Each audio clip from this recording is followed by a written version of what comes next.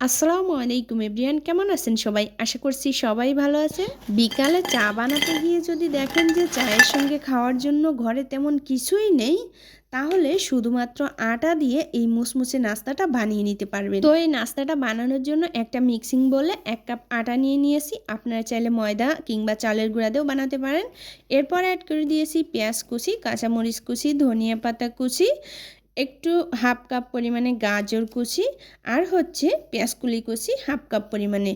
পেঁয়াজকলি আর গাজরটা যদি হাতের কাছে না থাকে না দিলেও চলবে, কিংবা অন্যান্য যে সবজিগুলো আছে দেওয়ার মতো সেগুলো দিতেও পারেন। এরপর অ্যাড করে দিয়েছি স্বাদ মতো লবণ, হাফ চা চামচ হলুদ গুঁড়া, হাফ চা চামচ জিরার গুঁড়া, 1 চা চামচ মতো চাট মশলা।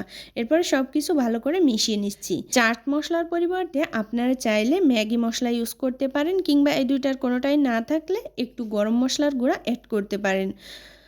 তো এরপর আমি এই যে অল্প অল্প করে পানি দিয়ে একটা খামির তৈরি করে নিচ্ছি। তবে এই খামিরটা কিন্তু রুটির খামিরের মতো শক্ত খামির হবে না, একদমই আঠালো আঠালো নরম একটা খামির তৈরি করতে হবে।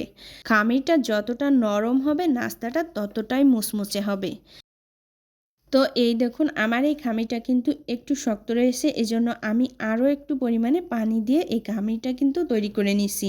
আর কতটা সফট হয়েছে আপনারা একটু খেয়াল করুন, দেখলে বুঝতে পারবেন। এখন হচ্ছে নাস্তাটা বানিয়ে নেব। তো নাস্তাটা বানানোর জন্য আমি চুলায় একটা প্যান বসিয়ে প্যানের ভিতরে পর্যাপ্ত তেল দিয়ে তেলটা খুব ভালো করেই গরম করে নিয়েছি। এরপর আমরা যেভাবে পেঁয়াজু ভাজি ঠিক সেইভাবেই করে একটা একটা করে দিয়ে দিতে হবে। চুলার হিটটা লো টু মিডিয়ামে রেখে এই নাস্তাটা ভেজে নিতে হবে। খুব বেশি চুলার ফ্লেমটা বাড়িয়ে দিলে দেখা যাবে যে ওপর থেকে কালার এসে গেছে আর ভেতর থেকে কাঁচা থেকে গেছে, আর নাস্তাটা খুব বেশি একটা মুচমুচেও হবে না। এরপরে এই যে নাড়াচাড়া করে খুব ভালো করে একটু সময় নিয়ে মুচমুচে করে ভেজে নিতে হবে।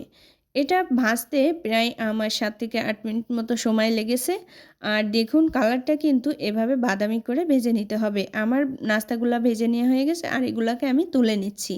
তো আপনারা চাইলে কিন্তু আরও একটু ভেজে নিতে পারেন। আমার কাছে মনে হচ্ছে যে এটাই পারফেক্ট আছে, এজন্য এগুলোকে তুলে নিচ্ছি। এরপরে এই যে আমি বাকি যে নাস্তাগুলো ছিল এগুলা ভেজে নিচ্ছি।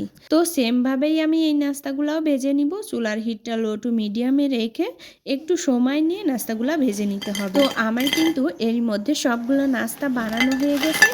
আর এখন আপনাদেরকে দেখিয়ে দিচ্ছি, দেখুন কালারটা কিন্তু দারুণ এসেছে। আর এই নাস্তাগুলো দেখতেও কিন্তু দারুণ লোভনীয় হয়েছে, আর খেতেও কিন্তু অসাধারণ টেস্টি ছিল। শব্দটা শুনে নিশ্চয়ই বুঝতে পারছেন কতটা মুচমুচে হয়েছে।